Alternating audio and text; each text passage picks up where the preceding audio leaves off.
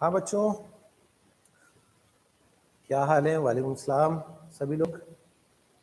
Okay students, सभी लोग अपनी अटेंडेंस मार्क कर दें। यस, क्विकली जुड़ जाइए। हम लोग स्टार्ट करते हैं, बस 2-3 मिनट में क्लास। अपने नाम के साथ अटेंडेंस प्रेजेंट लिख दीजिए चैट बॉक्स में।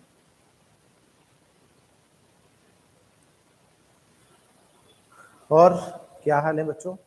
सब लोग बढ़िया एकदम?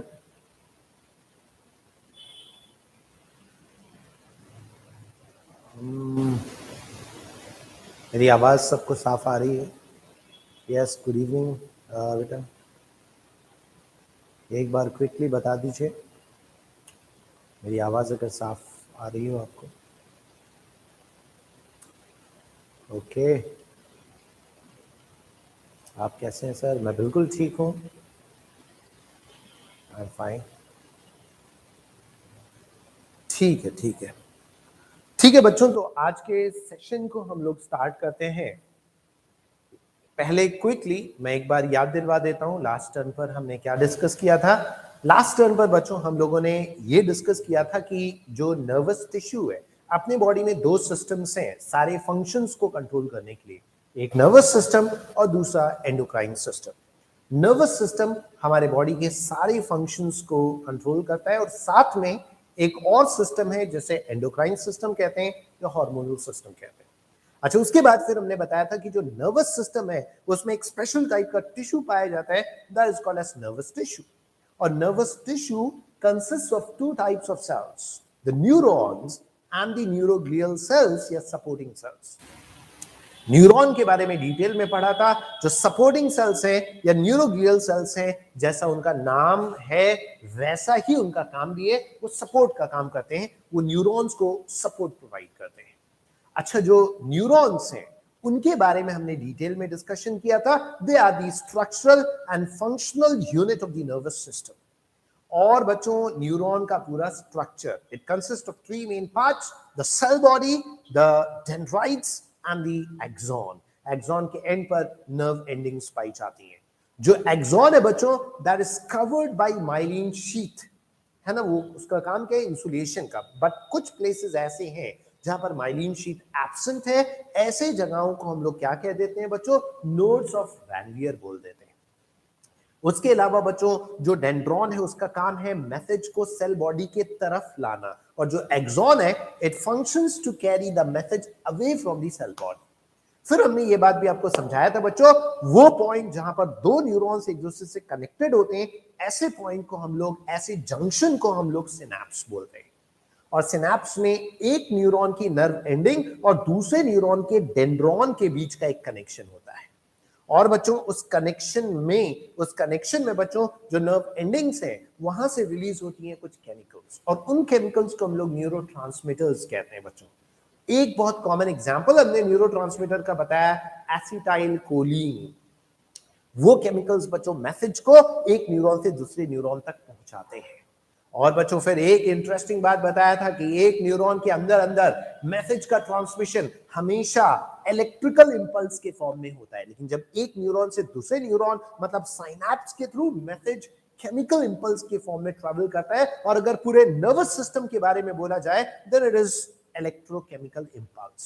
So message in the whole of the nervous system is transmitted in the form of electrochemical impulse. और फिर बच्चों उसके बाद फिर हम लोगों ने डिस्कस किया था बच्चों एक नॉर्मल पाथवे के बारे में कि मैसेज किस रास्ते से ट्रेवल करता है। तो कोई भी sense organ, sensory neuron, and then the spinal cord, and then the brain से प्रोसेसिंग होकर के वापस से मैसेज स्पाइनल कॉर्ड में आया, स्पाइनल कॉर्ड से मोटर न्यूरॉन से इफेक्टर ऑर्गन मतलब जिसके पास ब्रेन का ऑर्डर आया है काम करने के लिए। वो मसल हो सकता है बच्चों, वो कोई ग्लैंड हो सकता है ना बच्चों, ये बात डिस्कस किया था। फिर एक शॉर्टकट रास्ता भी बताया था। कुछ ऐसे भी एक्शंस होते हैं जिसमें इमरजेंसी होती है, और ऐसे एक्शंस को रिफ्लेक्स एक्शंस कहते हैं, उसमें सोचने का मौका नहीं मिलता है। Those actions which are performed without thinking are called as reflex actions, है ना बच्चों। एक बात और इसमें हमने आपको बताया था, जिस रास्ते के थ्रू रिफ्लेक्स एक्शन का जो मैसेज है वो ट्रैवल करता है उसको रिफ्लेक्स आर्क कह देते हैं। और रिफ्लेक्स आर्क का क्या रास्ता है बच्चों, रूट क्या है, the sense organ, the sensory neuron, the spinal cord और स्पाइनल कॉर्ड के अंदर एक बीच का इंटर न्यूरॉन या फिर रिले न्यूरॉन या फिर reflex neuron, motor neuron and the effector organ, ये रूट है बच्चों रिफ्लेक्स आर्क का।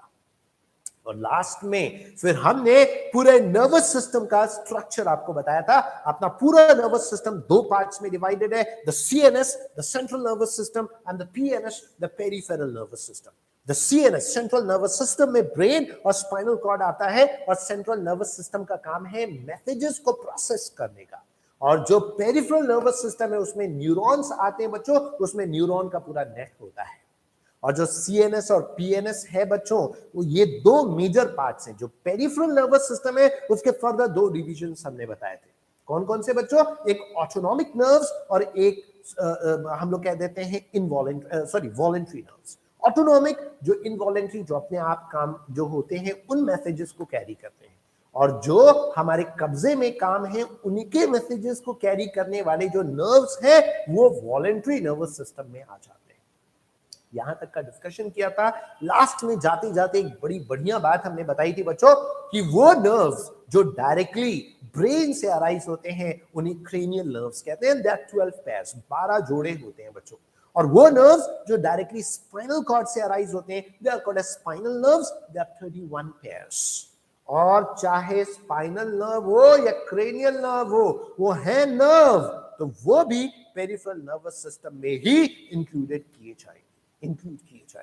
आई होप बच्चों यहां तक सभी को बातें बिल्कुल क्लियर हो गई थी। अब आज का फ्रेश डिस्कशन स्टार्ट कर रहे हैं। ये 5 मिनट में मैंने पिछले लेक्चर का पूरा समरी आपके सामने रख दिया, जो भी चीज हमने पढ़ा है। अब आज चलिए बच्चों हम लोग स्टार्ट करते हैं एक नया डिस्कशन। पहले हम लोग बात स्टार्ट करेंगे about the protection of the central nervous system, central nervous system का पूरा प्रोटेक्शन।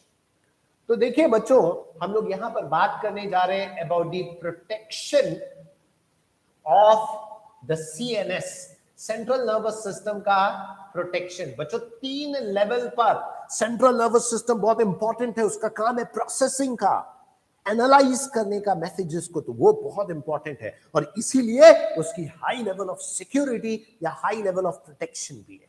3 लेवल्स पर प्रोटेक्शन है बच्चों। जो पहला लेवल है प्रोटेक्शन का, that is the body protection, बाहर से हड्डी का प्रोटेक्शन। हड्डी प्रेजेंट है बच्चों जो एक्चुअल में क्या करती है, ये बोन्स है जो हमारे नर्वस सिस्टम को प्रोटेक्ट करने का काम कर रहे हैं।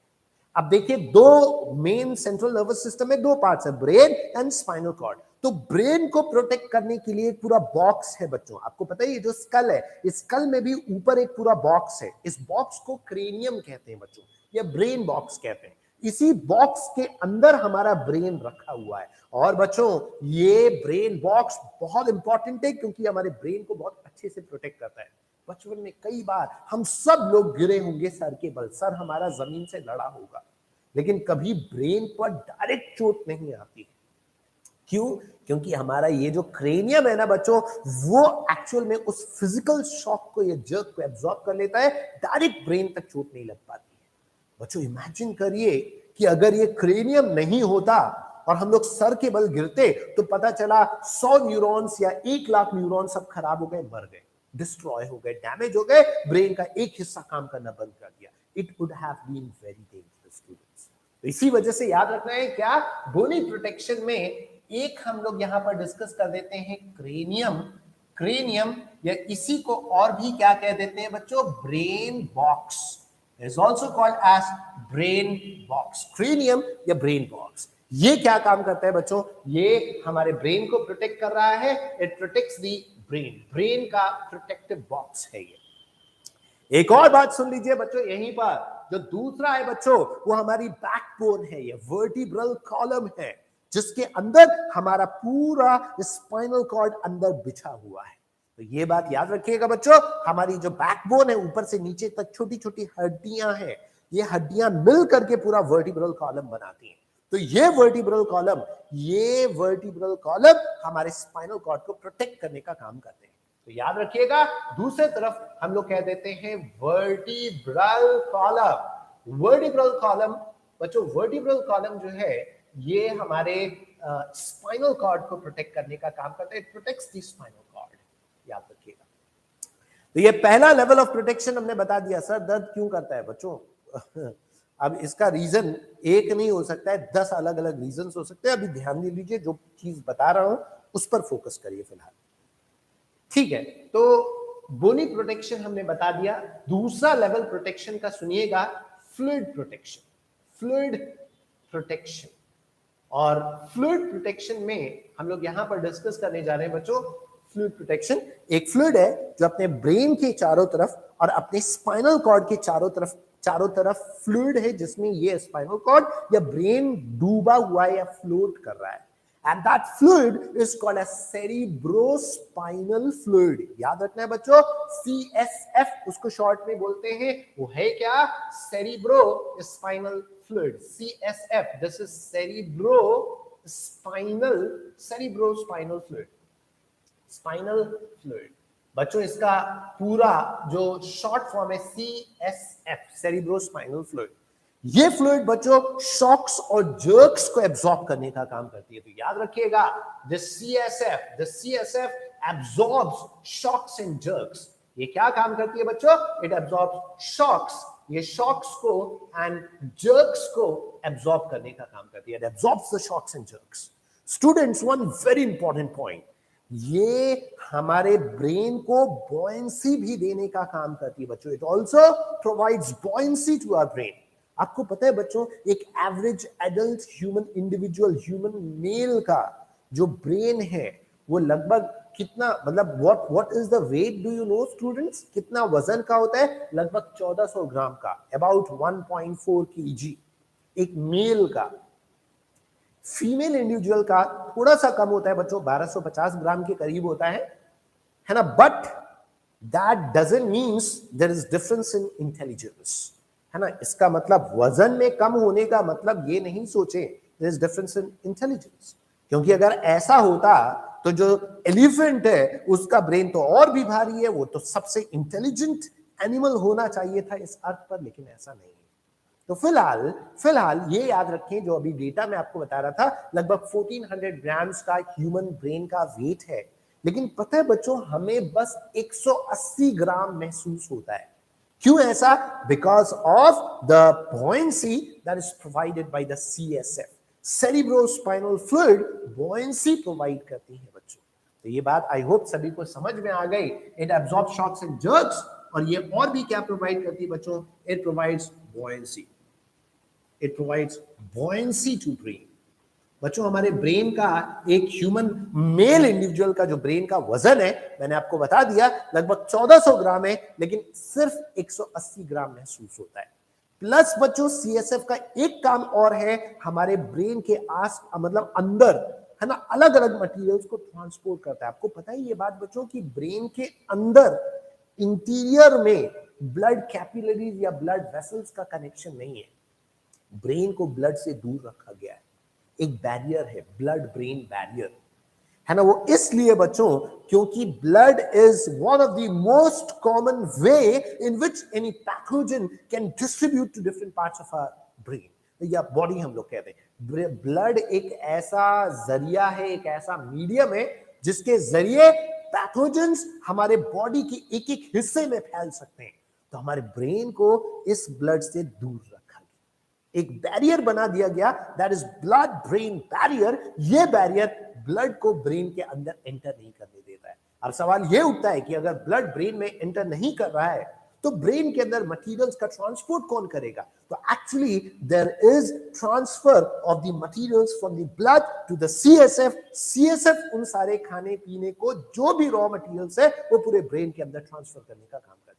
बॉयंसी का मतलब क्या है बेटा? बॉयंसी आपने फिजिक्स में कॉन्सेप्ट पढ़ा होगा कि जब किसी फ्लूइड में या किसी पानी में किसी ऑब्जेक्ट को हम लोग डुबाते हैं तो वो जो फ्लूइड है वो अपवर्ड डायरेक्शन में एक फोर्स एक्सर्ट करती है, दैट इज बॉयंसी। ठीक है सर, हमारे हेड में चोट आती है तो ब्लड क्यों रिलीज होता है? हेड में, ये समझिए, ब्रेन के अंदर बोल रहा हूं ना, ब्रेन थोड़ी कट जाता है चोट लगने पर। आपका ये बाहर का स्किन ही, स्कैल्प ही तो कटता है या जो अपना ये जो क्रेनियम है, इसके बाहर जो स्किन है वही तो कटती है, ब्रेन थोड़ी कट जाता है जो ब्लड निकलता है। What is buoyancy? बॉयंसी बता दिया ना बच्चों, जैसे एक किसी भी वाटर में हम लोग मान लीजिए एक जग है पानी भर करके, उसको हम लोग पानी के बाहर, उस जो जग है उसमें पानी भरा हुआ है, उसको ऐसे हम लोग उठाएंगे तो बहुत वजन महसूस होगा, लेकिन उस भरे हुए जग को पानी के अंदर आप उठाने की कोशिश करें तो वहां आपको हल्का महसूस होने लगेगा, एक उंगली से आप उसको उठा सकते हैं। क्यों? क्योंकि पानी एक ऊपर के डायरेक्शन में एक उस जग के ऊपर एक फोर्स एक्सर्ट कर रहा है, दैट इज बुओयंसी या बुओयंट फोर्स। तो उसका वजन कम हो गया पानी के अंदर। बात समझ रहे हैं ना बच्चों? कम महसूस हो रहा है। जर्क्स का मतलब झटका होता है बच्चों। ठीक है, सीएसएफ को एनर्जी कहां से मिलती है? बताया तो कि ब्लड जो है अपने खाने पीने को सब ट्रांसफर कर देता है सीएसएफ को, सीएसएफ सर्कुलेशन का काम करती है।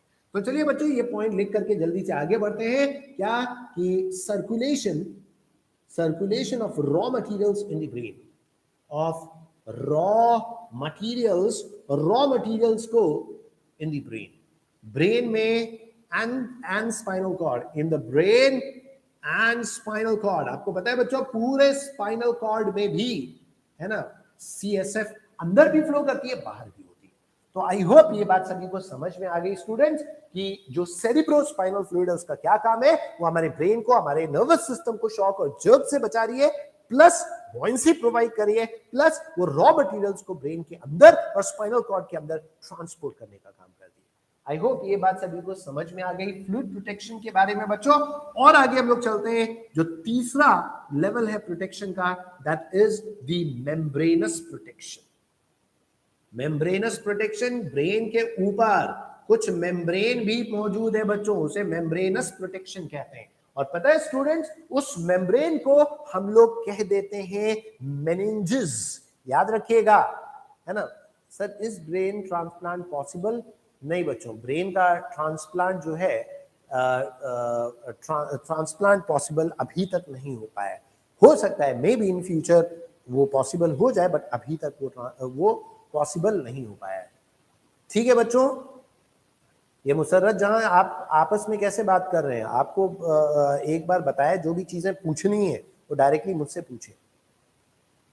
यस फैजल उमन, उसके बारे में अभी हम लोग बात करने वाले हैं, है ना। सीएसएफ तो ब्रेन बॉक्स के अंदर है, तो वो स्पाइनल कॉर्ड को रॉ मटेरियल बाहर भी है बच्चों, और जो ब्रेन है उसके अंदर कैविटी है बच्चों, उस कैविटी में भी फ्लो करता है सीएसएफ, और स्पाइनल कॉर्ड के अंदर भी कैविटी है, उस कैविटी में भी फ्लो करता है बच्चों। सर आपने पिछले साल कौन सा पढ़ाया था फ्री में? किसी दूसरे के कोर्स से पढ़ा आपसे? आपने क्या कह रहे हो सर? आपने पिछले साल क्यों नहीं पढ़ाया? ठीक है, आप ध्यान दीजिए यहाँ पर बच्चों। अब ये सब फालतू सवालों के जवाब नहीं देने वाला, अभी पढ़ाई की बात चल रही है, अभी इसी के बारे में सुनिएगा बच्चों। ध्यान दीजिए बच्चों, नाउ पे अटेंशन। मेनिंजेस उस मेम्ब्रेन का नाम है, MENINGES, मेनिंजेस। और मेनिंजेस के 3 अलग अलग सब लेयर्स, देयर आर 3 सब लेयर्स ऑफ द मेनिंजेस। कौन कौन सी? इसका नाम क्या है बच्चों? इसको और बड़ा मैं लिख देता हूं, मेनिंजेस, MENINGES, मेनिंजेस। बच्चों यही वो लेयर है जिसमें कई बार स्वेलिंग हो जाती है, इन्फ्लेमेशन हो जाता है, तो एक बीमारी हो जाती है जिसे बोलते हैं मेनिंजाइटिस। मेनिंजाइटिस में, मेनिंजेस में इन्फ्लेमेशन हो जाता है स्टूडेंट्स। सो याद रखिएगा स्टूडेंट्स। और ये जो मेनिंजेस है ना बच्चों, इस मेनिंजेस के अंदर 3 सब लेयर्स हैं। कौन कौन से 3 सब लेयर्स है बच्चों? सबसे बाहर ड्यूरामेटर, फिर एरेक्नोइड, और फिर pia mater. So there are 3 layers. सबसे बाहर ड्यूरामेटर is the outermost, ये सबसे बाहर वाली लेयर है बच्चों। फिर एरेक्नोइड, ARACHNOID, एरेक्नोइड, ये मिडिल लेयर है बच्चों, मिडिल लेयर। और सबसे अंदर जो ब्रेन के टच में है बच्चों, दैट इज पायामेटर। तो ये बच्चों, ये सबसे अंदर वाली लेयर है जो ब्रेन के डायरेक्ट टच में है। तो पूरे ब्रेन को एक मेम्ब्रेन है जो प्रोटेक्ट कर रही है, जो कवर की हुई है, and that membrane is called as meninges. इस मेनिंजेस के 3 सब लेयर्स है। उन लेयर में से जो सबसे बाहर वाली लेयर है दैट इज ड्यूरामेटर, जो बीच वाली लेयर है वो एरेक्नोइड, और जो सबसे अंदर वाली लेयर है जो ब्रेन के डायरेक्ट टच में है वो पायामेटर है। इसको याद रखने का तरीका ये भी है कि ब्रेन के ऊपर एक पैड लगा हुआ है बच्चों, एक प्रोटेक्टिव पैड लगा हुआ है, PAD। सीक्वेंस याद रखने का तरीका बताया, P for pia mater, A for arachnoid and D for dura mater. I hope बच्चों सभी को ये बात समझ में आ गई कि हमारा ब्रेन प्रोटेक्टेड कैसे है। कैसे प्रोटेक्टेड है? मेनिंजेस से, है ना। 3 लेवल्स है प्रोटेक्शन के, जिसमें से आखिरी में हमने किसके बारे में बात किया बच्चों? The membranes protection, that is meninges. 3 levels of protections: the bony protection, the fluid protection and the membranous protection. I hope ये बात सभी को समझ में आ गई बच्चों, है ना। now pay attention, meninges इसलिए कहते हैं सर ब्रेन का कितना पार्ट होता है, अभी सब बताऊंगा बेटा, क्यों सब्र नहीं है क्या थोड़ा सा भी? ठीक है, ठीक है। नाउ पे अटेंशन स्टूडेंट्स, अब इस तरीके से हम लोग बात कर लिए हैं किसके बारे में बच्चों? Protection of the nervous system, central nervous system. Now let's proceed and let's talk about the different parts of the brain. अब हम लोग ब्रेन के अलग अलग पार्ट्स के बारे में डिस्कस करने जा रहे हैं। ये टॉपिक और भी ज्यादा इंपॉर्टेंट है, उसके एक एक पार्ट के बारे में डिटेल में बताऊंगा। What is the difference between largest and longest? बेटा टारगेट, अपना टारगेट अंग्रेजी का कहीं और जाकर के क्लियर करो बेटा, है ना। बायोलॉजी की क्लास चल रही है, लॉन्गेस्ट और लार्जेस्ट में मुझसे डिफरेंस पूछ रहे हो, ये सीख लो पहले, समय लिमिटेड होता है अपने पास। ठीक है, अब ध्यान दीजिए यहां पर बच्चों सभी लोग। नाउ पे अटेंशन स्टूडेंट्स, हम बात कर रहे हैं पार्ट्स ऑफ द ब्रेन के बारे में। Now let's talk about the parts of the brain. Brain के पार्ट्स के बारे में बात करने जा रहे हैं बच्चों, ध्यान दीजिएगा। यहां हमारे ब्रेन का 3 मेन पार्ट्स है, the forebrain, the midbrain and the hindbrain. Our brain has 3 main parts. The forebrain ये आगे वाला हिस्सा है, मिड ब्रेन बीच वाला हिस्सा है एंड द हाइंड ब्रेन पीछे वाला हिस्सा है। तो अपने पूरे ब्रेन को हम लोग 3 मेन पार्ट्स में डिवाइड कर देते हैं, the forebrain, the midbrain and the hindbrain. So बच्चों ये बात सभी लोग याद रखिएगा, यहीं पर मैं लिख देता हूं, ये 3 मेन हिस्से हैं अपने ब्रेन के। एंड सबसे पहले फोर ब्रेन, FOR मत समझ लीजिएगा, 4 नहीं बोल रहा हूं, FORE आगे वाला ब्रेन का हिस्सा, फोर ब्रेन। बात समझ रहे हैं बच्चों? यस। क्या पूछ रहे हैं सर, हमारी लेवल पर फ्लूइड का नाम पूछ सकता है? हाँ क्यों नहीं, CSF का नाम आपसे पूछा जा सकता है ना। मेनिंजेस किससे बना हुआ है? मेनिंजेस बेसिकली ये 3 अलग अलग लेयर्स मैंने बताया, तो ड्यूरामेटर है, एरेक्नॉइड है, पायामेटर है। अब उसका कंपोजिशन, केमिकल किस मटेरियल से बना हुआ है, ये अभी आपको पढ़ना यहाँ पर जरूरी नहीं है। Fore brain, mid brain and hind brain. ठीक है बच्चों, अब ध्यान दीजिए। नाउ अब बच्चों टॉपिक के एंड में पूछेगा जो भी पूछना है, अभी फिलहाल बहुत ध्यान से सुन लीजिए, अभी अपने को आगे बढ़ना है ना। अब ध्यान दे लीजिए बच्चों। Fore brain, the second part is the mid brain, ये बीच वाला हिस्सा है बच्चों, और जो सबसे पीछे वाला हिस्सा है अपने ब्रेन का, उसे हम लोग कह देते हैं hindbrain, that is called as the hindbrain. So our brain has 3 main parts, the forebrain, the midbrain and the hindbrain. ये 3 मेन पार्ट्स है अपने पूरे ब्रेन के।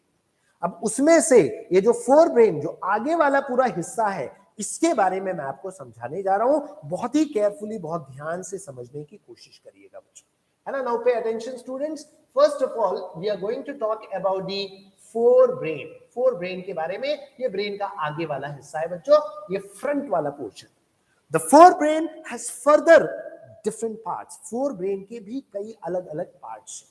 कौन से अलग अलग पार्ट्स हैं? जैसे सबसे आगे वाला ये पार्ट जो ब्रेन का सबसे बड़ा पार्ट है, सेरेब्रम। तो सबसे पहला पार्ट क्या है बच्चों? सेरेब्रम है ना बच्चों। और दूसरा जो पार्ट है वो डायनसेफेलॉन है।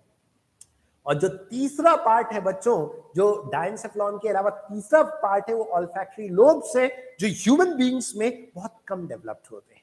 सो अपने फोर ब्रेन के 3 मेन पार्ट्स हैं, the cerebrum, the diencephalon and the olfactory lobes. Olfactory lobes जो स्मेल में मदद करते हैं बच्चों, वो ह्यूमन बीइंग्स में कम डेवलप्ड होते हैं।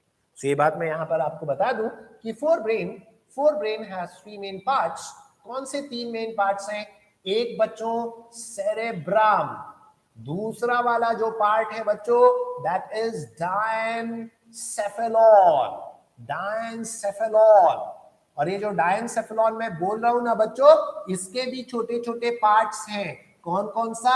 एक एपिथैलेमस, एक एपिथैलेमस, दूसरा थैलेमस और लास्ट वाला हाइपोथैलेमस। इन तीनों में से हाइपोथैलेमस के बारे में हम लोगों को डिटेल में बात करना है बच्चों, हाइपोथैलेमस के बारे में। और जो तीसरा पार्ट है वो ह्यूमन बीइंग्स में बहुत कम डेवलप्ड होता है, जिसका नाम है olfactory lobes. Olfactory lobes smell के लिए काम करते हैं। ये शार्क में और डॉग्स में बहुत ज्यादा वेल डेवलप्ड होता है। It is well developed in shark and dogs. इसी वजह से उनका स्मेल का, इसी वजह से उनका जो स्मेल की एबिलिटी वो बहुत तेज होती है, डॉग्स की और शार्क की बच्चों, है ना। याद रखिएगा बच्चों, क्या बता दिया हमने? जो फोर ब्रेन है उसके तीन मेन पार्ट्स हैं, the cerebrum, the diencephalon and the olfactory lobes. जो सेरेब्रम है वो बेसिकली सबसे बड़ा पार्ट है, भी उसके बारे में डिटेल में बताऊंगा। डायनसेफेलॉन के तीन सब पार्ट्स हैं, एपिथैलेमस, थैलेमस एंड हाइपोथैलेमस। और तीसरा पार्ट क्या है बच्चों? वो ऑल्फैक्टरी लोब्स है। तो याद रखिएगा बच्चों, सर एनसीईआरटी में तो ऐसा कुछ नहीं है, तो क्या करूं सारा सगीर, है ना। यहां जो पढ़ाया जा रहा है बेटा, उसको जो दिक्कत तो वही बोलो। अगर उसके अलावा कोई क्वेश्चन के अलावा कोई चीज बोलोगी तो फिर ब्लॉक कर दूंगा मैं, याद रखना, है ना। फालतू में डिस्ट्रैक्शन क्रिएट मत करो ग्रुप के अंदर। If you want to learn you can learn और यू कैन लीव। जो बता रहे हैं वो चीजें इंपॉर्टेंट है, वो आज का नहीं, 13 साल हो गए ये सारी चीजें बताते बताते। जब आप पैदा हुए होंगे तब से पढ़ा रहे हैं। सेरेबेलम कहां पाया जाता है? अभी बात करेंगे बेटा, अभी फोर ब्रेन के बारे में बात कर रहे हैं। तो ध्यान दीजिए बच्चों, यहां पर फोर ब्रेन में तीन हिस्से हैं, the cerebrum, the diencephalon and the olfactory lobes, है ना। तीन मेन पार्ट्स हैं सेरेब्रम के अंदर।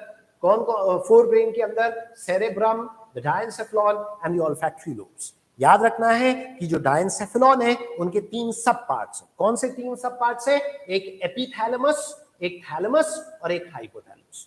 अब इसमें से एक एक करके डिटेल में, है ना, एक एक करके डिटेल में सुन लीजिए बच्चों। सबसे पहले हम लोग किसके बारे में बात करने वाले हैं? सबसे पहले हम लोग सेरेब्रम के बारे में बात करने जा रहे हैं, सेरेब्रम के बारे में। अब इसके बारे में बच्चों मैं आपको बहुत सारी बातें बताऊंगा अभी, लेकिन अभी मैं मार्कर रख देता हूं बच्चों। अभी पहले बहुत सारी बातें मैं आपको समझा दूं, उसके बाद मैं लिख दूंगा, है ना, उसको शॉर्ट में। अब सुनिएगा, नाउ पे अटेंशन स्टूडेंट्स। अब बहुत केयरफुली यहां ध्यान दे लीजिए बच्चों, सारी चीजें अभी सेरेब्रम के बारे में आपको बता देता हूं, ध्यान दीजिए। सबसे पहली बात, cerebrum is the largest part of our brain. हमारे ब्रेन का सबसे बड़ा हिस्सा, पूरे ब्रेन का सबसे बड़ा हिस्सा सेरेब्रम है। कई बार बोला जाता है कि अपने पूरे ब्रेन का 80%, 80% अकेले सेरेब्रम है। तो याद रखिएगा, पहला point, it is the largest part of our brain. दूसरी बात, the cerebrum is divided into two halves, आधा इधर और आधा इधर। तो कई बार कह देते हैं कि सेरेब्रम दो हेमिस्फीयर्स में डिवाइडेड है, the right cerebral hemisphere and the left cerebral hemisphere. याद रखिएगा बच्चों, क्या मैंने कहा? जो हमारा सेरेब्रम है वो दो आधे आधे पार्ट में डिवाइडेड है, the right cerebral hemisphere and the left cerebral hemisphere. और एक इंटरेस्टिंग बात सुनिएगा बच्चों, जो हमारा राइट आधा ये वाला पूरा हिस्सा, ये पूरा आगे ही है बच्चों सेरेब्रम। ये जो आधा राइट वाला पार्ट है ये हमारे बॉडी के लेफ्ट के पार्ट्स को कंट्रोल करता है, और जो लेफ्ट सेरिब्रल हेमिस्फीयर है वो राइट के पार्ट्स को कंट्रोल करता है। याद रखिएगा, क्या हमने बताया बच्चों कि हमारा जो सेरेब्रम है वो दो लोब्स में डिवाइडेड है, the right cerebral hemisphere and the left cerebral hemisphere. The right cerebral hemisphere controls the functions of the left and the left cerebral hemisphere controls the functions of the right. बच्चों अब एक सवाल इस पर बहुत बढ़िया बनता है कि बताइए, एक बंदे का एक्सीडेंट हो गया, उसके सर पर लेफ्ट साइड में चोट आई है और उसकी बॉडी का कुछ हिस्सा पैरालाइज हो गया है। तो बताइए, या सोच करके बताइए कि क्या चांसेस है, क्या प्रोबेबिलिटी है कि उसका राइट बॉडी का पार्ट पैरालाइज हुआ होगा या लेफ्ट? तो आप क्या कहेंगे, अगर लेफ्ट साइड में चोट आई है तो चांसेस यही है कि राइट साइड बॉडी का पैरालाइज हो गया होगा। बच्चों बात समझ में आ गई? याद रखना है, the left part controls the functions of the right and the right part controls the function of the left. अब कुछ बच्चे सोच रहे होंगे सर इसका रीजन क्या है, इसका लॉजिक क्या है, क्यों ऐसा राइट लेफ्ट के पार्ट को कंट्रोल कर रहा है लेफ्ट। एक्चुअल में है क्या बच्चों, ये जो सेरिब्रम से कुछ बंडल नर्व्स के निकलती हैं वो एक दूसरे को ऐसे एक्स क्रॉस करती हैं और उसको ऑप्टिक काइस्मेटा बोलते हैं बच्चों। तो इस वजह से अब वो किस मतलब डेवलपमेंट के वक्त ऐसे ही क्यों बंडल ऑफ नर्व फाइबर्स निकले उसका कोई रीजन नहीं है, बट क्यों ऐसा होता है उसका रीजन है क्योंकि राइट के पार्ट का पूरा जो बंडल है नर्व्स का वो लेफ्ट साइड में जा रहा है और जो लेफ्ट साइड का बंडल है वो राइट साइड में जा रहा है। तो that is one of the reason why is it so. अभी दो बातें बताई हैं, cerebrum is the largest part of our brain, दूसरी बात it is divided into right and left cerebral hemisphere, the right part controls the functions of the left and the left part controls the functions of the right। तीसरी बात भी सुन लीजिए, ये जो दोनों lobes हैं ऐसा मत समझिए कि दोनों बिल्कुल एक दूसरे से अलग है, दोनों आपस में अटैच्ड भी हैं और जहां पर दोनों अटैच्ड है एक बंडल ऑफ फाइबर्स है या नर्व फाइबर्स है और उन्हें क्या बोला जाता है, कॉर्पस कैलोसम। ये मैमल्स का यूनिक फीचर है, मैमल्स के अलावा किसी ग्रुप में ये स्ट्रक्चर नहीं पाया जाता है, कॉर्पस कैलोसम। तो याद रखिएगा हमारे ब्रेन का जो राइट सेरिब्रल हेमिस्फीयर है और जो लेफ्ट सेरिब्रल हेमिस्फीयर है दोनों आपस में अटैच्ड या कनेक्टेड होता है कुछ बंडल ऑफ नर्व फाइबर्स के मदद से जिसे कॉर्पस कैलोसम कहते हैं। बहुत बढ़िया बात है, पूछे जाने वाली बात है। तीसरा पॉइंट हमने समझाया है कि राइट और लेफ्ट सेरिब्रल हेमिस्फीयर है ना किससे कनेक्टेड है, कॉर्पस कैलोसम से। कॉर्पस कैलोसम अभी सब लिखूंगा, घबराइए मत, उसका स्पेलिंग क्या है, क्या कैसे बोलते हैं, कैसे लिखते हैं, सब लिखूंगा, अभी बस सुन लीजिए। तो राइट और left cerebral hemisphere bundle of nerve fibre से कनेक्टेड है जिसे कॉर्पस कैलोसम कहते हैं। अब लास्ट चौथी बात सुन लीजिए, एक और बात बच्चों, जो हमारा सेरेब्रम है उसकी जो ऊपर वाली परत है, ऊपर वाली जो लेयर है पूरी, उसको बोलते हैं cerebral cortex. What is it called, cerebral cortex. जो सेरेब्रम का ऊपर वाला चादर है, मोटी सी लेयर है, उसे क्या बोला जाता है, सेरिब्रल कॉर्टेक्स। और वो जो चादर है वो एकदम स्मूथ नहीं, एकदम प्लेन नहीं है, उसके अंदर फोल्डिंग्स है बच्चों, उसके अंदर फोल्डिंग्स है। वो फोल्डिंग्स इसलिए है ताकि ज्यादा सरफेस मिल सके, अगर प्लेन होता तो कम जगह मिल पाता, कम एरिया मिल पाता। अब वो फोल्डेड है बहुत ज्यादा, क्योंकि ज्यादा लंबा है उतनी जगह में एक्यूमुलेट करना है तो इट इज फोल्डेड। और ये जो फोल्डिंग्स है बच्चों, इसके अंदर कुछ ऐसे आपने देखा होगा ना बच्चों, ब्रेन वगैरह को कई बार दिखाते हैं तो इस तरीके से उसके ऊपर आपने देखे होंगे ऐसे ऐसे करके फोल्डिंग्स वगैरह बने हुए होते हैं। तो ये जो फोल्डिंग्स दिखते हैं बच्चों, इसमें दो चीजें हैं, एक अंदर गड्ढे हैं जिन्हें हम लोग क्या मतलब एक बच्चों there are depressions and there are elevations, the depressions are called as sulci और जो elevations है उन्हें गायराई कहते हैं बच्चों। तो ये जो उठे हुए स्ट्रक्चर हैं, ऐसे समझ लीजिए, उसको थोड़ा सा एलैबोरेट करके अलग से दिखा रहा हूं, ये जो उठे हुए स्ट्रक्चर्स है बच्चों, ये जो उठे हुए, इसे क्या कह देते हैं, गायराई, GYRI। और ये जो गड्ढे हैं बच्चों ये अंदर के तरफ, इसे बोला जाता है सल्काई, SULCI। तो इसको याद रखने का भी तरीका है, गायराई में जी से लिखते हैं बच्चों और जी का बाहर वाला हिस्सा एलिवेटेड है, तो गायराई एलिवेशंस को कहते हैं और जो गड्ढे हैं बच्चों उनको सल्काई कहते हैं। फिर से ये वाला पॉइंट दोबारा सुनिए, मैंने बोला जो हमारा सेरेब्रम है उसके बाहर जो मोटी सी चादर है उसको बोलते हैं सेरिब्रल कॉर्टेक्स, और ये सेरिब्रल कॉर्टेक्स फोल्डेड है बहुत ज्यादा to increase the surface area. और इन फोल्डिंग्स में कुछ एलिवेशंस हैं, the elevations are called as gyri and the depressions are called as sulci. जो एलिवेशंस हैं उन्हें गायराई बोला जाता है और जो डिप्रेशंस हैं उन्हें सल्काई बोला जाता है। और कहा जाता है बच्चों, जो बंदा जितना ज्यादा इंटेलिजेंट होता है उसके अंदर गायराई और सल्काई फोल्डिंग्स और ज्यादा होती है। The more a person is intelligent, the more is the foldings, the more is the surface area actually. और उतने ही ज्यादा गायराई और सल्काई होंगे बच्चों। याद रखिएगा क्या बोला, अपने सेरेब्रम के बाहर जो मोटी सी चादर है उसे सेरेब्रल कॉर्टेक्स कहते हैं, और ये सेरेब्रल कॉर्टेक्स फोल्डेड है to form elevations called as gyri and depressions called as sulci, and the more gyri and sulci, the more foldings, the more the individual is intelligent. क्योंकि ये जो cerebral cortex है ना, इसे main centre for intelligence बोला जाता है। यही तो वो सेंटर है जो इंटेलिजेंस के लिए रिस्पॉन्सिबल है। बच्चों क्या ये 5 पॉइंट अभी मैंने बताया सबको क्लियर हो गया? अब लास्ट में फंक्शन और बता देता हूं, फिर लिख दूंगा पूरा सेरेब्रम के बारे में सारी बातें। अब फंक्शन सुन लीजिए बच्चों सेरेब्रम के बारे में। सेरेब्रम के क्या क्या फंक्शंस हैं बच्चों? इसके बहुत सारे काम हैं।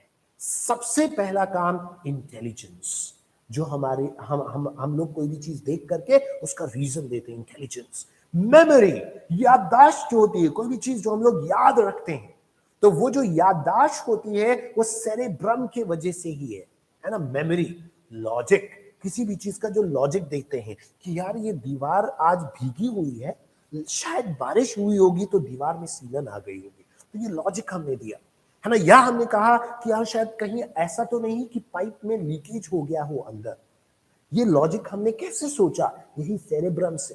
तो याद रखिएगा, intelligence, memory, logic, reasoning, thinking. जो आप सोचते हैं बैठ करके, पता चला बैठे हुए हैं क्लास में, लेकिन मेंटली आप टहल रहे हैं यूनिवर्सिटी के गुलिस्ताने सर सैयद वाले पार्क में कि अच्छा वहां वो फ्लावर बड़ा अच्छा था, या कुछ लोग अपने घर के किचन का सैर कर रहे हैं कि अच्छा आज क्या बना होगा खाने में, आज तो बड़ा मजा आएगा खाने में। बैठे क्लास में but mentally they are present in their kitchen. तो ये बच्चों ये समझ जाइए, जब ऐसा हो रहा हो ना तो तुरंत समझ जाइए कि ये सेरेब्रम बड़ा एक्टिव चल रहा है बंदे का। तो याद रखिएगा, सेरेब्रम का एक काम intelligence, memory, thinking, reasoning, logic, जितने भी मोटर एक्टिविटीज हैं, मोटर एक्टिविटीज मतलब मसल्स का काम, चलना, एक जगह से दूसरे जगह मूव करना, ये भी सेरेब्रम का काम है। मोटर एक्टिविटीज, जितने भी सेंसरी एक्टिविटीज है हम देख रहे हैं, तो वो जो इमेज है वो हमारे सेरेब्रम में जा करके एनालाइज हो रही है। हम स्मेल ले रहे हैं तो जो स्मेल का इंफॉर्मेशन है ना बच्चों, सेरेब्रम में ही गया है। हम सुन रहे हैं, किसी की आवाज आ रही है, वो इंफॉर्मेशन हमारे सेरेब्रम में ही जाकर के प्रोसेस हो रही है कि यार ये तो इस बंदे की आवाज लग रही है। तो सभी बच्चों को याद रखना है क्या बच्चों, कि जितना भी सेंसरी एक्टिविटी है, जितना भी मोटर एक्टिविटी है, ये सब किसका काम है? सेरेब्रम का। तो बहुत सारे है ना, बहुत सारे मैंने आपको बता दिए क्या कि फंक्शन सेरेब्रम का, intelligence, memory, thinking, reasoning, logic, all motor activities, all sensory activities. दो स्पेशल बात अलग से बताता हूं, थोड़ा सा हाई लेवल की बात सुनिएगा।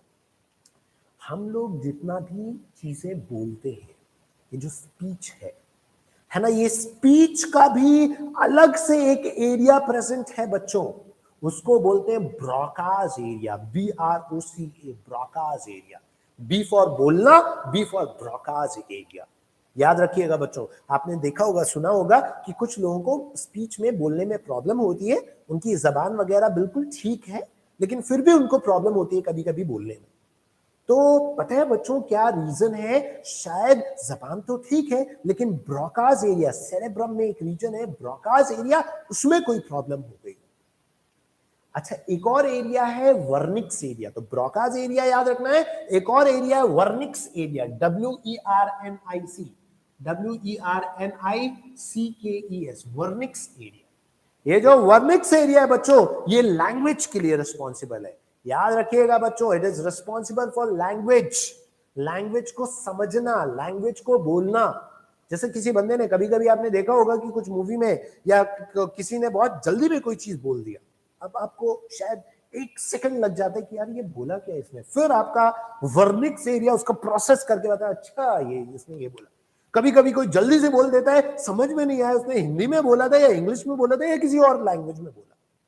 ये वर्निक्स एरिया आपका कैलकुलेट करता है, मतलब चीजों को एनालाइज करता है। कभी कभी कोई किसी बंदे ने किसी और लैंग्वेज में बोल दिया, आप एक्सपेक्ट नहीं कर रहे थे कि ये शायद हिंदी नहीं बोल रहा होगा, फिर उसने जब बोला तो आपने सारा आपका वर्निक्स एरिया ने प्रोसेस करके बोला भैया ये तो हिंदी भी नहीं है, इंग्लिश भी नहीं है, ये तो पल्ले ही नहीं पड़ रहा है, ये वर्निक्स एरिया है बच्चों।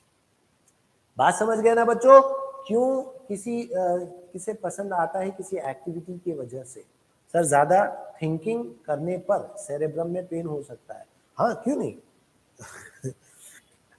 एनीवेज अब ध्यान दीजिए यहाँ पर बच्चों, नाउ पे अटेंशन। मैंने जो बताया वो बातें अगर सभी को बिल्कुल क्लियर हो गई हो तो अब मैं उस चीज को यहाँ पर लिख दूंगा बच्चों, वो चीज मैं यहाँ पर मेंशन कर दूंगा।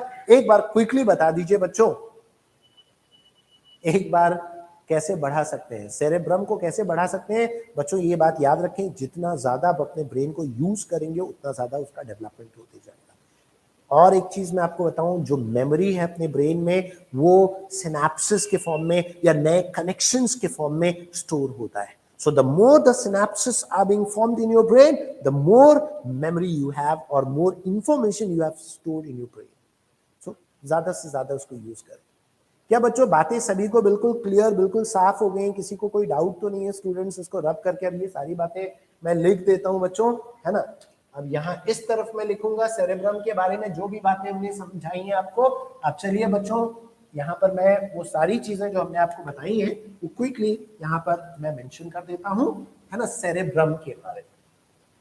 सबसे पहली बात क्या हमने बताई बच्चों सेरेब्रम के बारे में? फर्स्ट पॉइंट, सेरेब्रम के बारे में पहला पॉइंट क्या बताया? It is the largest part of the brain, ये हमारे ब्रेन का सबसे बड़ा हिस्सा है।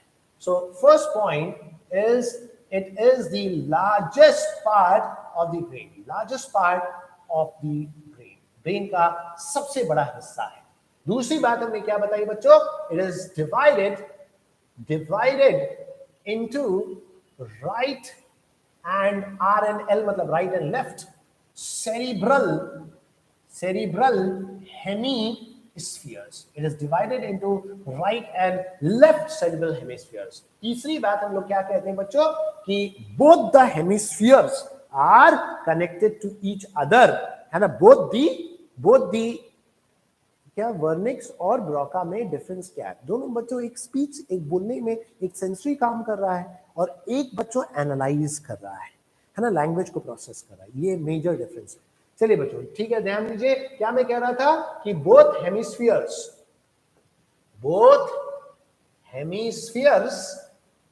आर कनेक्टेड थ्रू, किसके जरिए बच्चों कनेक्टेड होता है? एक बंडल ऑफ नर्व फाइबर है, जिसको दूसरे कलर से मैं लिखूंगा बच्चों, जो बहुत इंपॉर्टेंट है। क्या बोला जाता है बच्चों?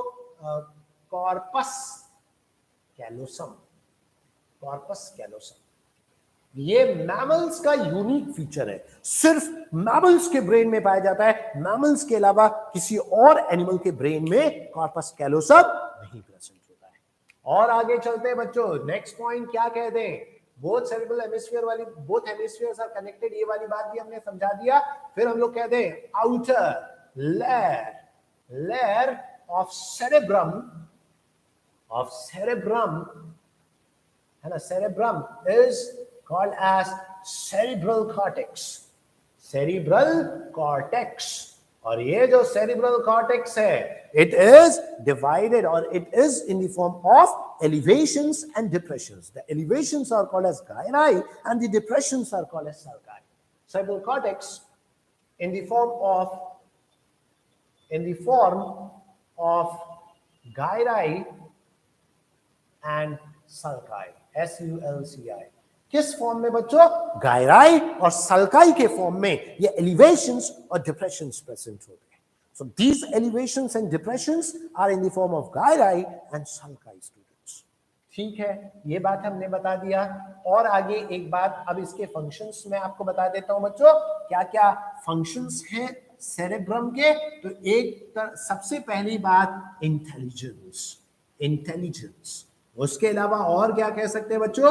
मेमोरी, याददाश्त, है ना। उसके अलावा बच्चों रीजनिंग, है ना, लॉजिक भी कह सकते हैं, रीजनिंग, लॉजिक, थिंकिंग, जितना भी चीजें हम लोग सोचते हैं, थिंकिंग। उसके अलावा बच्चों और क्या, मोटर एक्टिविटीज, मोटर मतलब जितना भी मूवमेंट, मोटर एक्टिविटीज, एक्टिविटीज। उसके अलावा जितनी भी सेंसरी एक्टिविटीज हैं, सेंसरी एक्टिविटीज, सेंसरी एक्टिविटीज का मतलब जो भी चीजें हम लोग देखते हैं, सुनते हैं, खाते हैं, पीते हैं, टच होता है, टेस्ट होता है, ये सब कुछ का इंफॉर्मेशन कौन सेंस करता है बच्चों, मतलब कौन एनालाइज करता है, तो सेरेब्रम। अच्छा, और आगे क्या कहा जा सकता है बच्चों, ये बात हमने बता दिया, दो स्पेशल बातें बताई, एक ब्रोकाज, BROCA, ब्रोकाज एरिया, और ब्रोकाज एरिया किस लिए बच्चों, स्पीच के लिए, दिस इज फॉर स्पीच। और एक एरिया हमने बताया क्या बच्चों, Wernicke's area, WERNICKES, Wernicke's area. और ये किस चीज के लिए बच्चों, ये लैंग्वेज के लिए, दिस इज फॉर लैंग्वेज। तो ये दोनों एरियाज के बारे में स्पेशल तरीके से याद रखिएगा। नॉर्मली मैंने आपको पहले ही बता दिया, हमने पहले आपको बता दिया कि ये थोड़े अच्छे लेवल की बात है। व्हाट इज रीजनिंग, रीजनिंग मतलब किसी भी चीज का रीजन देना, है ना, कोई भी चीज देखना और उसके खिलाफ उसके लिए एक रीजन देना, एक आंसर सोचना दिमाग में।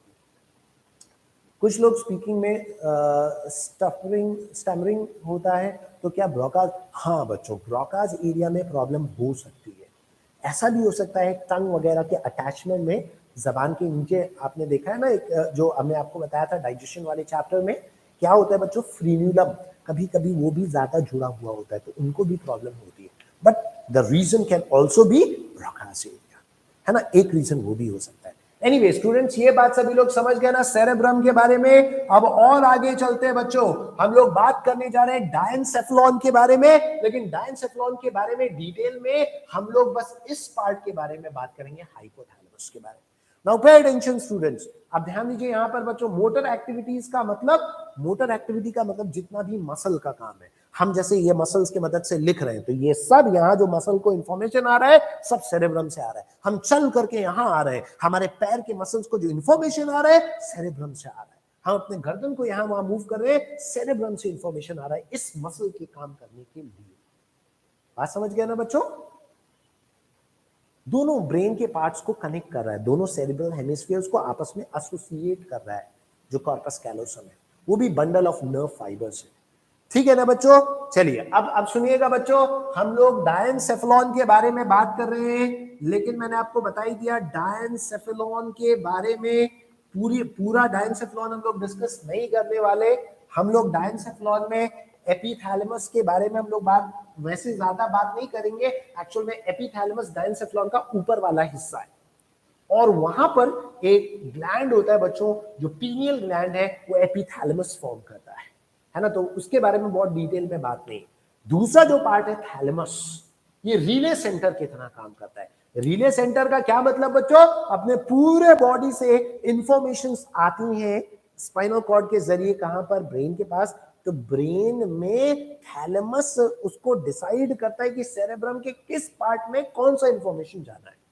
तो जो थैलेमस है, it acts as a relay centre.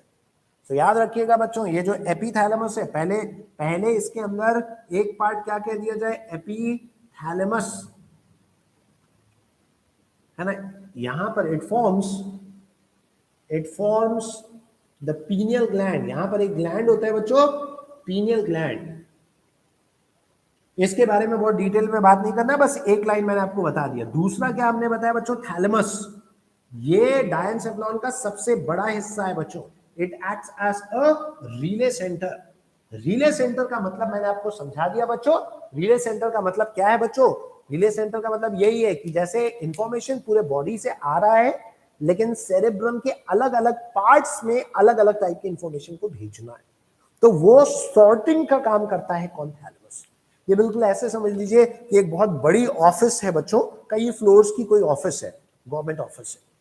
अब आपको कोई काम है, आप जा करके रिसेप्शन वाले बंदे से पूछेंगे कि सर ये वाला काम किस ऑफिस में होगा, तो रिसेप्शन वाला बंदा आपको भेज देगा कि भाई 3rd फ्लोर पर रूम नंबर 401 में चले जाओ, वहां पर ये काम हो जाएगा। तो जैसे वो रिसेप्शन वाला बंदा काम कर रहा है ना, वही काम यहाँ पर थैलेमस करता है। थैलेमस के पास पूरे बॉडी से सिग्नल्स आते हैं, और थैलेमस उसको सॉर्ट कर करके अलग अलग पार्ट्स ऑफ द सेरेब्रम में भेजता है, सेरेब्रम के अलग अलग हिस्से में भेजता है। ठीक है ना बच्चों, किस चीज को देखकर सेटिस्फाइड नहीं हो पाते हैं, सेरेब्रम की वजह से। हाँ, हो सकता है। यस यस, ठीक है। अब ये बात सभी लोग समझ गए ना थैलेमस के बारे में भी।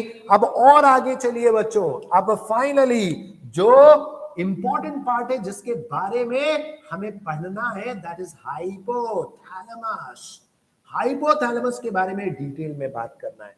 अब इसके बारे में पहले मैं आपको सारी बातें समझा दूंगा, बहुत गौर से सुन लीजिए बच्चों। अब no questions now, now just concentrate, now just focus बच्चों, जो बातें मैं समझाने चाह रहा हूं सुनिए बच्चों। पहली बात, हम लोगों को जो भूख लगती है, उस भूख को डिटेक्ट करने के लिए या भूख लगवाने के लिए भी एक सेंटर है। देखिए कई बार आपने देखा होगा ना, पेरेंट्स वगैरह घर में कई बार क्या बोलते हैं कि ये देखो सुबह से शाम तक इसको खाना ही चाहिए। सुबह में खाना मांग रहा है, दोपहर में खाना मांग रहा है, 1 घंटे बाद मांग रहा है, 2 घंटे बाद फिर मांग रहा है। तो वो एक डायलॉग बोलते हैं, वो कहते हैं कि भूख इसको नहीं लगी है, इसके दिमाग में भूख बैठी हुई है। वो सही बोलते हैं बच्चों, दिमाग में। यस, यही बच्चों हाइपोथैलेमस, यही है वो सेंटर जो भूख लगवाता है, हंगर सेंटर बच्चों। सो याद रखिएगा, वो सही बोलते हैं कि दिमाग भूख से लगती है।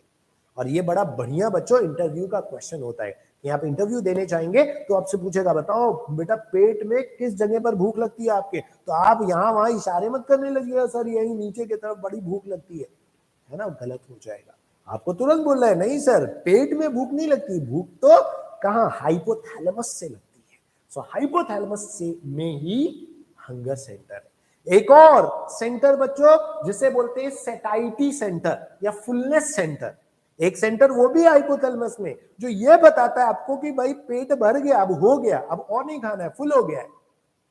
कहीं आप ऐसा तो नहीं सोचते फुल होने का मतलब ये कि पूरा आपका जो पेट है वो पूरा उसकी फाइनल वॉल्यूम कैपेसिटी पूरी हो चुकी है, अब और खाना अंदर नहीं जाएगा, ऐसा नहीं है ना। आपका पेट स्ट्रेचेबल है और चाहेंगे थोड़ा बहुत तो खा सकते हैं, लेकिन आपका मन नहीं कर रहा है। वो जो मन नहीं कर रहा है ना बच्चों, वो यही है सेटाइटी सेंटर, हाइपोथैलेमस में है ये सेंटर। बात समझ रहे हैं ना बच्चों। याद करिए, जैसे मैं आपको एक बहुत बढ़िया सा एक इवेंट याद दिलवाता हूं। हर किसी ने, सभी लोगों ने कभी ना कभी ये जरूर एक्सपीरियंस किया होगा।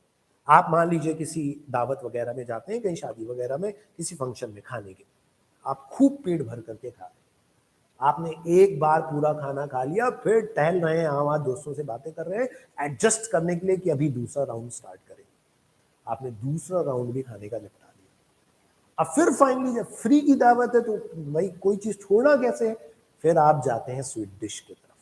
अब आपने देखा कि यार यहाँ तो बहुत बढ़िया बढ़िया चीजें हैं, आपने 2-3 काले जाम उस बंदे से रखवा लिए, या मान लीजिए जो भी आपको मीठा दिख रहा था आपने ले तो लिए, लेकिन जैसे ही आपने 1-2 पीस या 1-2 स्पून खाया, आपको ये महसूस हुआ कि यार ये तो एक्सट्रीमली ज्यादा मीठा है, बहुत मीठा है, और ये अंदर जा नहीं रहा है अब, है ना। 1-2 चम्मच खाने के बाद वो जा ही नहीं रहा अंदर, अंदर ये जो इसोफेगस है बच्चों ले ही नहीं रहा अंदर। तो वो जो एहसास है ना बच्चों, तुरंत समझ जाइए वो वही सेटाइटी सेंटर है जो अब उस चीज को अंदर जाने नहीं दे रहा है, क्योंकि ऑलरेडी आपके बॉडी में ग्लूकोज का लेवल, शुगर इतना बढ़ गया है जो पूरा आपने खाना खाया कि और नहीं जा रहा है अंदर। तो वो सेटाइटी सेंटर है, फुलनेस सेंटर है।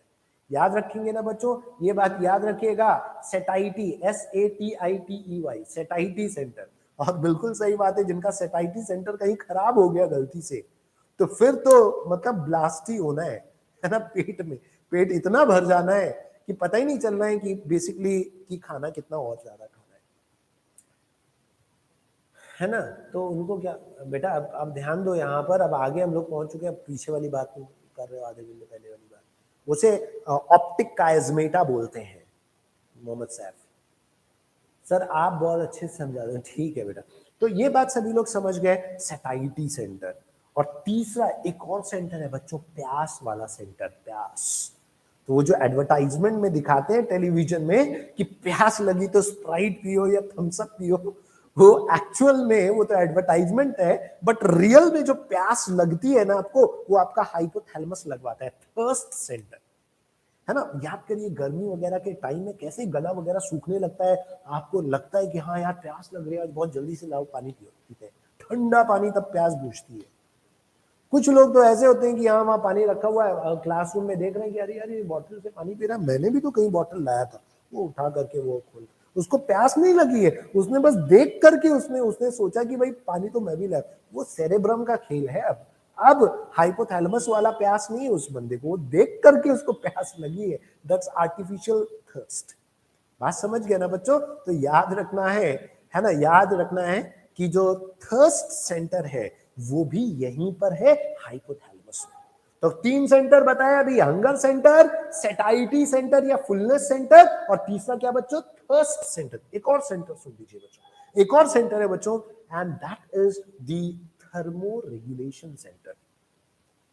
एयर कंडीशन चल रहा है, आपको अचानक बहुत ठंडी लगने लगी है, ये ठंड का एहसास किसने करवाया जानते हैं? आपकी स्किन ने नहीं, स्किन ने तो सेंस किया है, सेंस करके ब्रेन को भेजा, ब्रेन ने डिसाइड किया है कि हाँ यार टेम्परेचर तो ज्यादा ही कम हो गया, एसी को बंद करो अभी। तो ये ब्रेन में भी हाइपोथैलेमस है जो बॉडी के टेम्परेचर को रेगुलेट करने में रोल प्ले करता है, जो टेम्परेचर कंट्रोल में रिस्पॉन्सिबल है। सो याद रखिएगा बच्चों, थर्मो रेगुलेशन सेंटर, याद रखिएगा, thermo regulation centre is present actually in the hypothalamus. तो 4 सेंटर्स बता दिए बच्चों, क्या क्या? ये थर्मो रेगुलेशन सेंटर तो बहुत ही इंपॉर्टेंट है बच्चों, बहुत बार ये सवाल पूछा गया है। Hunger centre, satiety centre, thirst centre, thermoregulation centre. अब एक बात और सुन लीजिए बच्चों, ये हाइपोथैलेमस का और भी कई रोल है। इसका काम होता है इमोशन से रिलेटेड, है ना। हमारे बॉडी में जो हम लोग को जो इमोशनल फीलिंग्स कई बार महसूस होती है, उसके लिए भी रिस्पॉन्सिबल है hypothalamus. So it is responsible for emotions. उसके अलावा बच्चों हाइपोथैलेमस का काम कई बार पसंद वाला भी होता है। मतलब जैसे कुछ बंदों को एक पर्टिकुलर टाइप का कलर पसंद होता है ना। जैसे some people like actually blue, जैसे मुझे ब्लू कलर बहुत पसंद है, I mean that's my favourite. मैं कहीं पर भी क्लोथ्स भी लेने जाता हूं तो ब्लू कलर वाले पर मेरी नजर पहले पड़ती है ना, दैट्स माय। ऐसे ही कुछ लोगों का पिंक फेवरेट है, उनको हर चीज पिंक कलर की चाहिए। तो वो कैसे, वो कहां से है? वो एक्चुअल में यही हाइपोथैलेमस है जो वो पसंद डेवलप करवाया है ना। कुछ लोगों को वही पिंक कलर जहर लगता है, कुछ लोगों को बहुत अच्छा लगता है, कुछ लोगों को ब्लैक कलर बहुत पसंद आता है। So what is this? This is actually the hypothalamus that is responsible for, है ना, जो किस चीज के लिए रिस्पॉन्सिबल है बच्चों? वो इस कलर के पसंद के लिए। स्लीप सेंटर कहां पर है? स्लीप सेंटर कोई नहीं है बच्चों, लेकिन स्लीप के लिए बेसिकली एक हार्मोन रिस्पॉन्सिबल है, मेलाटोनिन, उसका लेवल बढ़ने लगता है। और भी बातें उसके बारे में, अभी उस डायरेक्शन में नहीं जा रहे, अभी जो टॉपिक चल रहा है उसके बारे में बात सुनिए। तो क्या हमने बताया बच्चों? पसंद वाली बात, जैसे कलर का प्रेफरेंस है, उसके अलावा फूड का प्रेफरेंस है। कुछ लोगों को मीठा बड़ा खाना पसंद होता है, कुछ लोगों को खट्टा खाना बड़ा पसंद होता है, कुछ लोगों को तीखा चटपटा खाना बहुत पसंद होता है। तो ये जो फूड का प्रेफरेंस है, ये भी हाइपोथैलेमस का काम है। उसके अलावा बच्चों कलर वगैरह का प्रेफरेंस हमने बता ही दिया। स्मेल का प्रेफरेंस, आजकल नए नए टाइप के परफ्यूम्स आ रहे हैं, कुछ लोगों को वो परफ्यूम ऐसा लगता है कि यार पता नहीं किस तरीके की दवा की स्मेल आ रही है, और उस बंदे को लगता है कि अरे इसी में तो स्वैग है। समझ रहे हैं ना बच्चों? तो वो जो खुशबू की पसंद है वो भी इंडिविजुअल टू इंडिविजुअल वैरी कर सकता है, and that depends upon the hypothalamus. बात समझ रहे हैं ना बच्चों?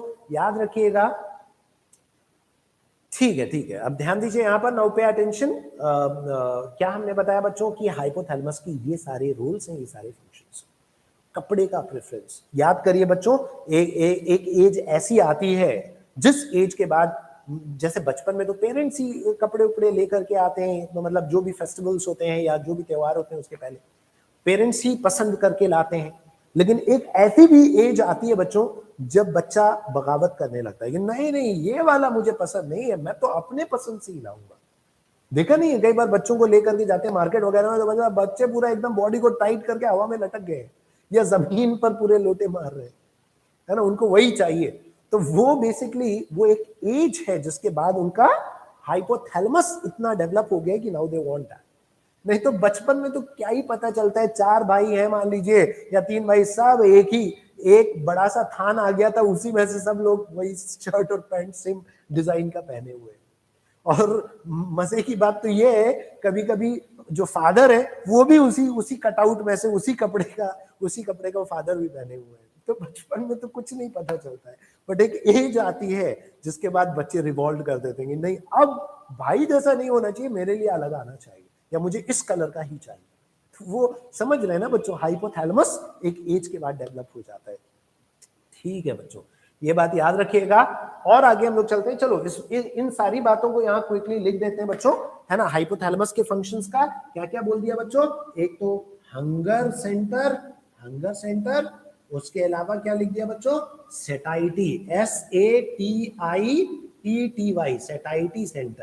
सेटाइटी सेंटर किसका है बच्चों, ये फुलनेस, पेट भर गया, है ना, फुलनेस सेंटर।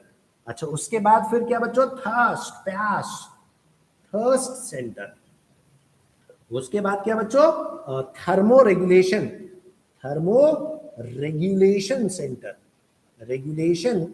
सेंटर। उसके अलावा और क्या बच्चों, उसके अलावा इमोशंस के लिए भी ये रिस्पॉन्सिबल है बच्चों।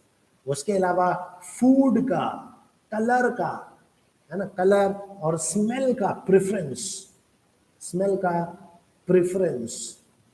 है ना। प्रेफरेंस मतलब समझ रहे हैं ना, कौन सी स्मेल पसंद है। छोटे बच्चों को मिट्टी की महक बड़ी अच्छी लगती है कि पहली बारिश हुई है, मिट्टी की महक बहुत अच्छी है, और मिट्टी खाना भी स्टार्ट कर देते हैं।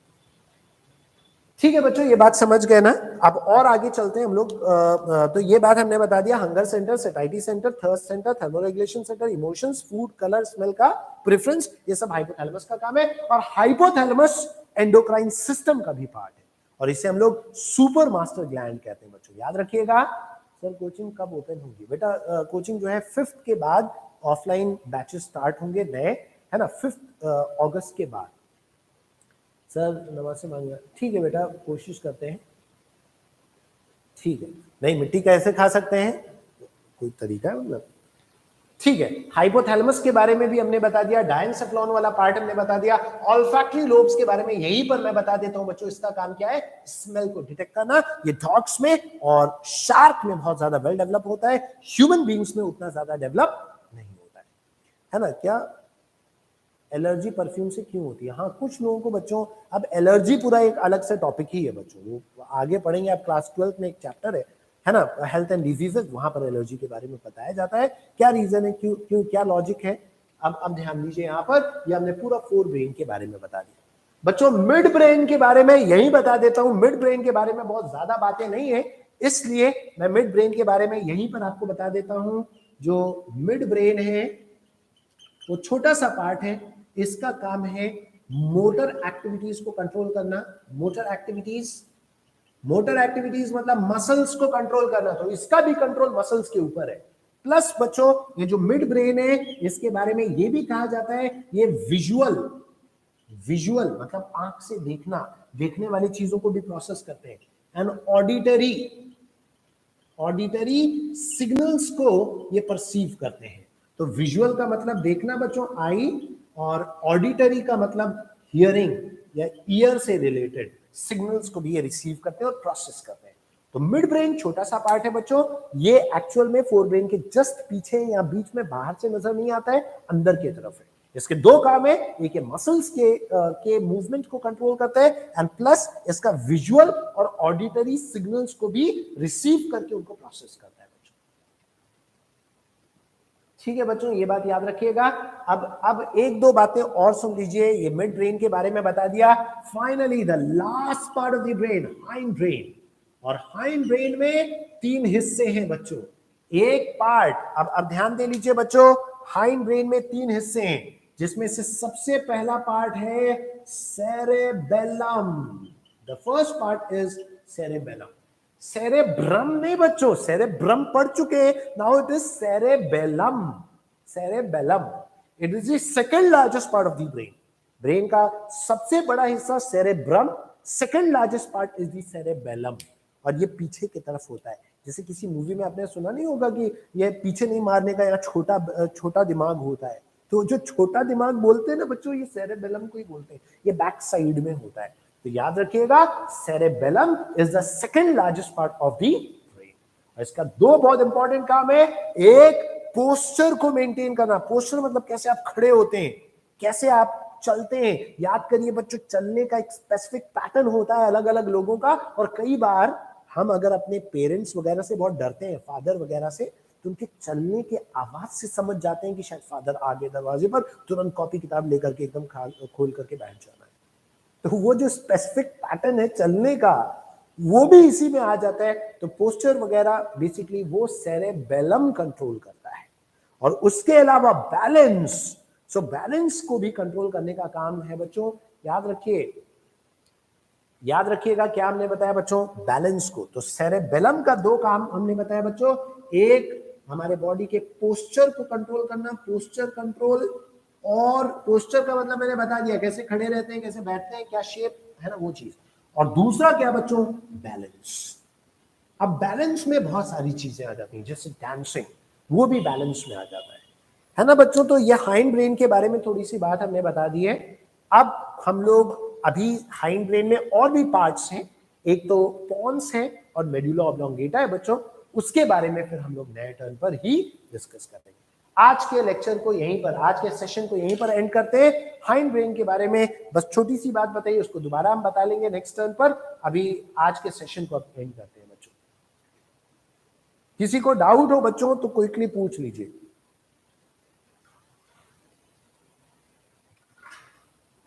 हाँ बच्चों, सर अगर ऑफलाइन स्टार्ट हो जाएगा तो क्या ऑनलाइन ऑफ कर देंगे? नहीं बेटा, ऑनलाइन ऑन नहीं, ऑनलाइन नहीं बंद होगा, ऑनलाइन चलते रहेगा। जो बैच है जब वो खत्म होगा ऑनलाइन वाला तभी बंद होगा।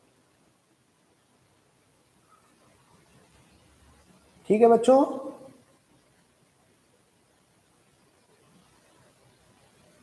ठीक है बेटा। Aradhya Sharma, you most welcome. Okay, अल्लाह हाफिज बच्चों। बैलेंस में क्या इंक्लूडेड है? बैलेंस में मतलब जितना भी, जैसे साइकिलिंग है, जैसे वॉकिंग है, जैसे रनिंग है, जैसे डांसिंग है, जिसमें जिसमें भी बैलेंस की जरूरत है। सर क्या मेमोरी ट्रांसफर पॉसिबल? नहीं, मेमोरी ट्रांसफर पॉसिबल नहीं है। अभी यही बहुत ज्यादा क्लियर नहीं हो पाया साइंटिस्ट को कि मेमोरी किस फॉर्म में स्टोर होती है। बट ये पता है कि मतलब अब कंक्लूड ये किया है लोगों ने कि शायद साइनेप्टिक कनेक्शंस के फॉर्म में मेमोरी स्टोर है। Sir blinking of I spinal reflex है, और कॉन्ट्रैक्शन ऑफ प्यूपिल क्या है? कॉन्ट्रैक्शन ऑफ प्यूपिल या डायलेशन वो तो सब इनवॉलेंट्री मसल्स की वजह से है ना, ये इनवॉलेंट्री एक्शंस है।